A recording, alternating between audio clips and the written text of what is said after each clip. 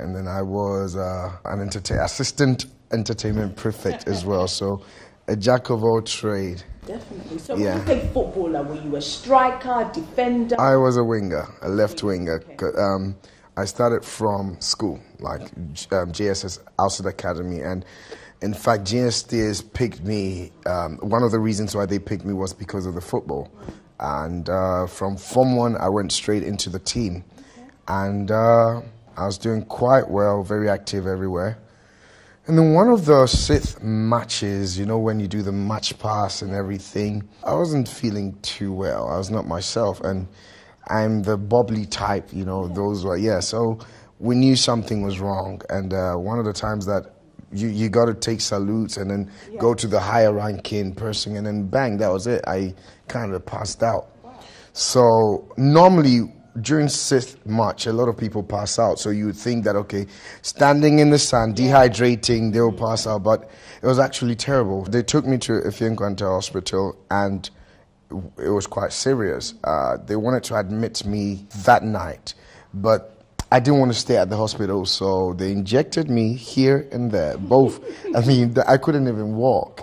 What we heard was that bed that I laid on, someone died on when I left. You know, so they took me back into school, and what was happening is I couldn't breathe. When I coughed, it felt like a knife was being stabbed inside of me. I didn't know what was wrong. Prior to that, I was a gangster. Literally, I've done every bad thing, or I did every bad thing you can think about in school. Not really proud of it, but I'm happy I did, because my father also did the same, you know. So I used to mock the SU people, you know. It's them ones that when they're going to school, you're just literally thinking, what the hell is wrong with you? You know, you punish the Form 1s who want to go to church and everything. So when that happened, I knew that something was wrong with me, because I hardly get ill. Then I wanted to go back to Accra, which is 4 hours, and they wouldn't give me the permission to go. So I just told my friend, you know what, I feel like I was going to die. So let me rather die at home than die here. I mean, it was very serious. So from Takoradi to Accra is 4 hours, and I had to carry this Milotin, and every time I coughed, I had to, you know, spit inside, and I was begging not to cough, because Charlie, the pain inside of you was too much. How I got to Accra, I don't know. When we got home, my father saw me, and he literally dropped a glass, because it was like, what's going on? Well, that same sickness, or that same infection, had killed a doctor who was my father's friend.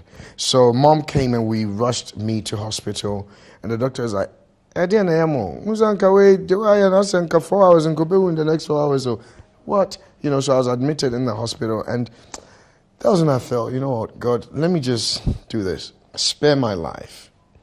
Don't let me die. And I vow to you never to let this voice go on a secular album. I'm just going to do Jesus throughout. But I think that was the time God really needed me to do that transition. So everything happens for a reason. That's why it's not everything that you got to blame the devil at, you know. So yeah, I felt strength. They put me on drip. I was in the hospital for about a week, put me on drip, and I got better. And when I went back to school, I was a different person. Literally. Were people laughing at you? What were they saying? In Kiyokota, I'm from. Everyone from cry, Monsieur, my home family, you know, that kind of thing. Did you have a guy name? I'm sure I had Chow, Papa G. Well, everybody, according to their mood, they gave me, and I had a Sonnie fan club in the girls' schools as well. Hey. Yeah. And Jocelyn Dumas was in Bishop Porter Girls. So they had GSTs. We had our girls in there, and it was fun. So I think the fame started from school. You know, there was a Sonnie fan club, because I used to sing secular in school. So when we were going to have concerts, the girls will come just to watch Sonnie. Wow. You know, that kind of thing. It was fun. Yeah. Okay. So you saying that, you know, that you're kind of bad in school, but your parents were strict. Hey, my father was a deacon then in church. So in Accra, I was a church boy. If you told my mother I went out, she wouldn't even believe you. But in school, I was a different person. I think it was peer pressure. But you still have a story to tell. And those guys who are still in church, most of them don't even go to church. I'm the one now evangelizing to them and bringing them back to God. These, so you never know how God will turn somebody's life around. So now when I see anybody, in a certain state, you're like, God, you know what? Just let's see what will happen, because you never know. Second born out of 4. Yes. Weren't your brothers or your sisters protective of you, or? They really took care of me because I was the only boy. Yeah, so they really, 3 sisters and then 2 half sisters as well, and they really, really took care of me. My mother literally would every birthday of mine, she would make sure that it was well celebrated. She would bring cakes. My mother really spoiled. That's why I don't joke with my mother, because I really remember everything she did for us. I remember when one time we needed money in school. You know how it is. So I had to call my mom and pretend I was ill. But she didn't tell me she was going to come. Tell me, go town, dada. Wow. And mom vowed never to step in GSTS from when I was in Form 1. And mom never came there again. Are you serious? Yes. Yeah. Because they were me my me here ska. So me ma Felix FS Katre, mommy said me yare. So on so no so it's not a plan 9 year. Yeah. To buy me town cry. Yeah, me yeah. She said what me and mommy never came. But every weekend she would send EMS via. They had a motorcade. They would send the food, and so we're well taken care of. Yeah. 2007. Gospel album. Yes. First came out. Lost in Your Glory. How did you manage to put, such a beautiful album together? That was your first one. It was a huge challenge. A lot of people don't know what I've been through. If you don't know the end of your story, you would mess up how it starts. You'd mess up the beginning, because if I was to look at how everything was going on or went on, I would have said, forget it. Let me give you an example. We wanted to do a live recording, went to see a friend who was good in this area. Then on the day of the live recording, he doesn't show up. Now, we had advertised for everybody to come. This man doesn't show up. So we had to tell what we rehearsed, because we spent so much money then on that live recording. Now we realized that we had to change everything. TA recording, that job literally was useless. It was useless. Now we had spent about 40,000 then. Wow. 2007. We were heavily into properties as well. Remember that time? Yeah. So that means I was here at studio recording. So we went to see Kwame Eboa. So many things I've learned. I learned it from Kwame, and it took a year to record this album. The first time I got to Kwame's place, he said, you guys want to record? Okay. Kwame started playing some of the songs. He said, sing, let me hear you. I was thinking I wanted to sing. I sang. Kwame said, you're not ready to record. You're not good enough. He told me straight in the face. That's why one of the things I'm writing down when it comes to music, be honest with some people. Yeah. He told me, you're not good enough. Simon Cowell. I got so offended. Wow. I looked at him, but something said, just keep quiet and listen to Kwame. Take this number. There's a voice trainer. Go and see her for 4 months and come back to me after 4 months. When I go back after 4 months, he played the 2. And I thanked him. Wow. And this is, that's why it's very important to have mentors, people who you look up to and you listen to, because now everybody wants to be on the fast track. Everybody wants to be on the social media. Everybody wants to be on YouTube. Everybody wants to be known, but they don't know, they're not ready to go through the hard work or ready to get the real knockout. Like, you're not good. This is not good. Everybody gets emotional behind what they're doing. So, and that's where the problem is. Sometimes it's passion, though. Yes, but when it comes to music, it's not you that buys your song. People buy it. So it's very important to listen to the right people. So I went back, Kwame started recording, and one song could take Like Baba, I sang Baba, I'm not exaggerating, over 350 times. Kwame said it's not good enough. 350? Sing it again. Kwame. Me patrol. I'm not listening to you, Sonnie. Sing it again. It got to a time, he put it on record and just left and said, keep singing. That time, I was insulting him in my head.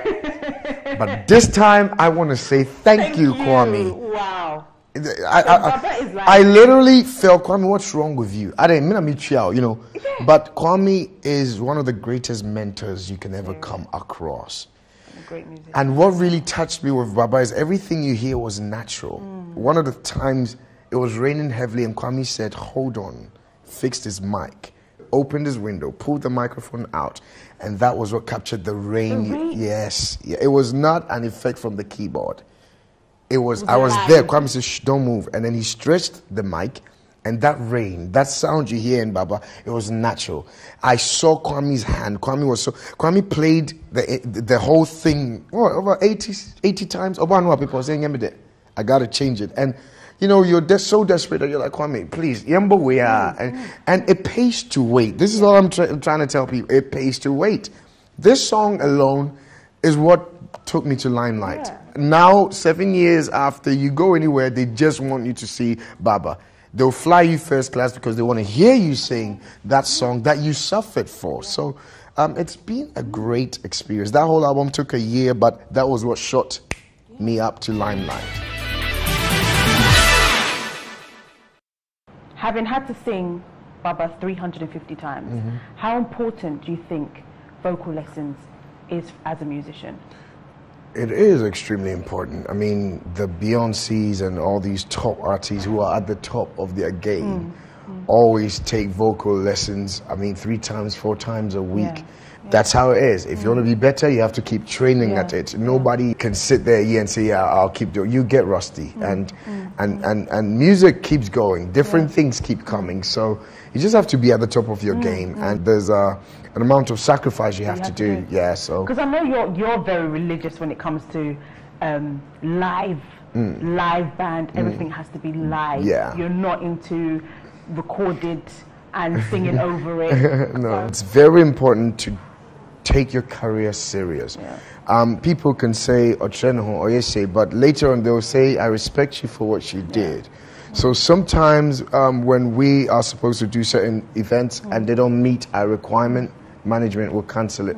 Oh, I don't know, no, we wouldn't compromise because later before you know. So it's very important to stick to your ground. But before you can do stuff like that, you have to be worth everything you say you are. I hardly talk on the phone.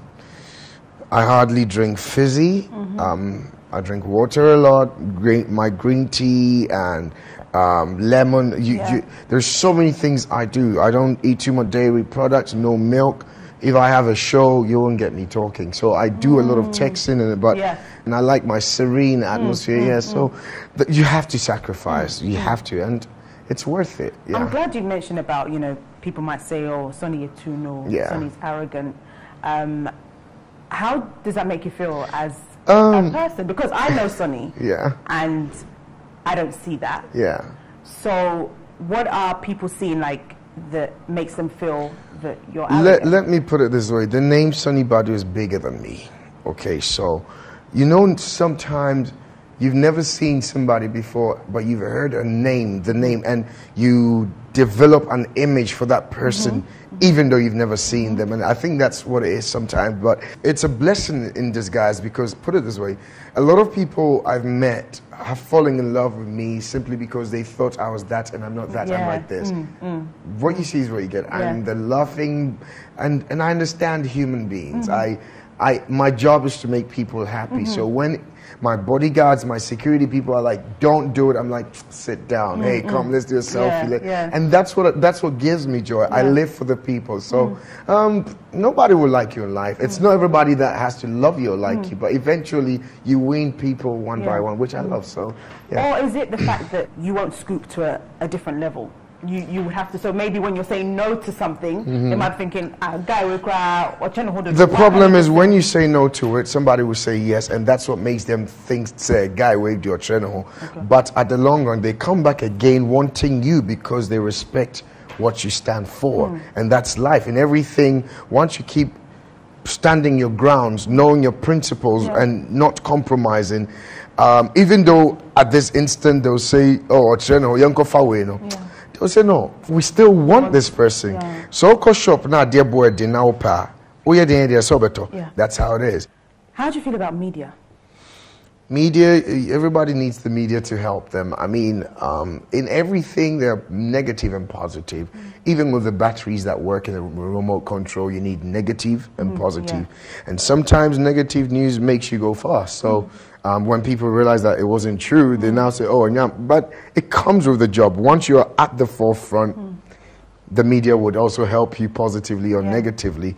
That's their job. So, so I respect them and I love them so much. Okay, I mentioned the media because on the 23rd of August was a beautiful day for Sonnie Badu. Yes. A date that Sonnie Badu will never forget. It will be a day of celebration every year. Yeah. It was your wedding day. A day that you said your vows. You got emotional. Yeah. Throughout, literally, I mean, And then afterwards, the media turned something that was really special into something that brought a different side to it. Yeah.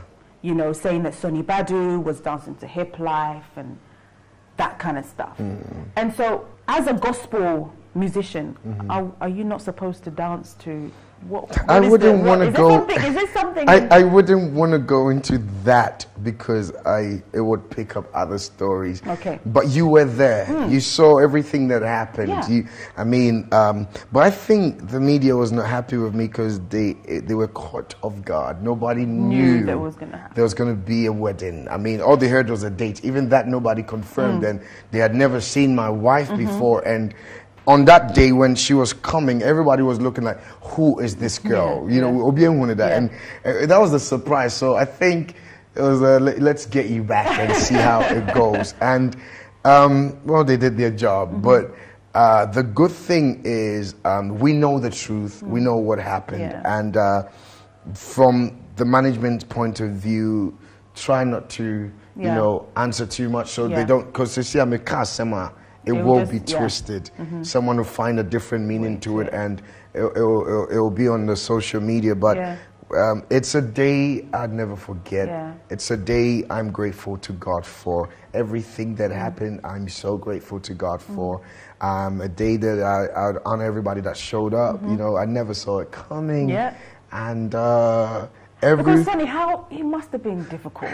I mean, Sonnie, you have traveled the world.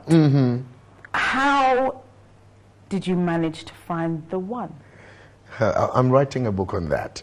There are some things that men look for that women don't know. Okay. And for me, that's what made her win my heart. Wow.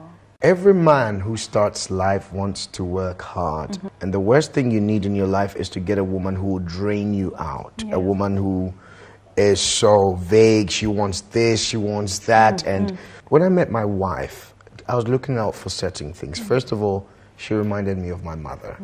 And that's one. And two, on baby. Just say, oh dear, dear man is so fancy. No kra. Extremely prayerful. I started so bonfire. To me, bonfire 3 hours, 4 hours. Prayer is like a hobby to her. Wow. Extremely. And for me as a minister and what I do, mean to me fa obia keke. Wakwaba, you need someone to grab you and pray for you, pray with you, agree with you. Into Jumana me and into made me aware of the kind of person I need to choose. I took time to fast. I took time to ask God, who is it? And for the first time on media and for the first time on this show, God gave me a sign. One of the greatest men of God came in a vision, and that man shows up, Pastor E.A. Adeboye of Redeemed. He's the General Overseer of Redeemed. Every time I need an answer, he's the one God uses to speak to me. He showed up in a dream and told everybody, Sonnie Badu is getting married to this person. And that understanding spirituality, I knew that was a confirmation. Wow. And with my life, God is the one that has written everything from start to finish. People will ask, why didn't you do this? And I tell them, ask God for me. Because my life, no, in my life. So